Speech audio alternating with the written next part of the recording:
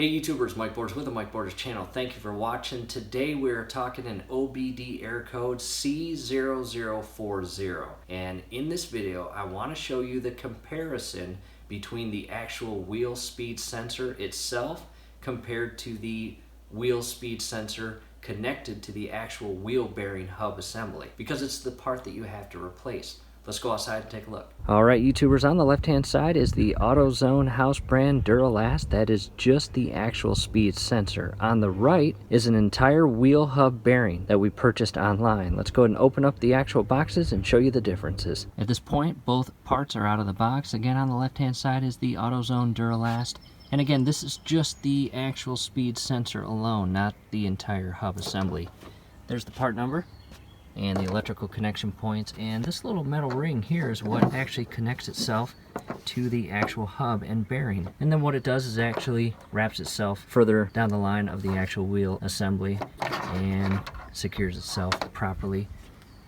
On the right hand side is that part that was inside the box. It's still inside the bag right now, and the reason for that is inside this bag is an actual oil-based solution or product that does not allow this part to gather any rust during its shelf life.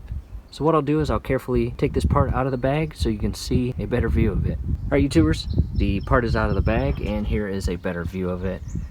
Again, inside there, not sure if you can see it, is the internal bearing, and this whole part is the hub assembly.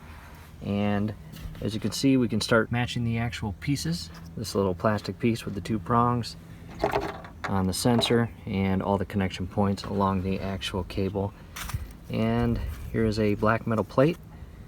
There's the plate there, and again that ring is right here on top. Now, the reason why I want to show you the comparisons between the two is in the event that you get that error code that is tied to your speed sensor, you have two options. Number one, you have the option of just purchasing the actual speed sensor itself. That's about $49 to $50. However, for the exact same price, you can get this entire wheel hub assembly with the actual speed sensor already built in and connected. Now, from several people I've talked to, this part, this actual metal ring, is very difficult to remove from the actual assembly itself. So chances are, in the event that you just want to purchase this speed sensor and replace this, again, you definitely have that option. However, from this portion all the way down connected to the internal portion of your wheel and axle, you will have to spend several minutes trying to remove this ring, as well as all the additional connection points here. Now, the problem that you can run into is while you are spending that time removing this ring from the hub assembly, it's possible that you could damage this internal portion, and that would not be good. So my opinion, since they cost the exact same, to alleviate that headache and extra work, you might as well purchase the entire hub assembly, because chances are your actual hub assembly on your vehicle may be older than 5 to 10 years, which in that case, there's really no point in not replacing this entire hub. And that is exactly what we are going to do. We are going to complete our DIY project of removing the old hub assembly with the speed sensor connected to it. We're going to throw the old part away, and we're going to install the new part with the actual speed sensor already connected to alleviate that extra work. Now again, the reason I'm showing this to you is you have the option. You can purchase this part or you can get the entire hub assembly. So hopefully that helps. And what we're going to do now is start our DIY project of removing the old hub assembly and installing the new hub assembly.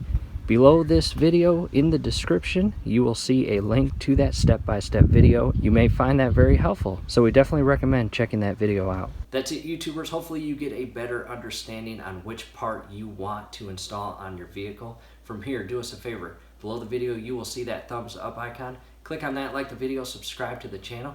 Definitely go to your settings, turn on your YouTube notification bell. Once you do that, every video that we upload, you will be notified.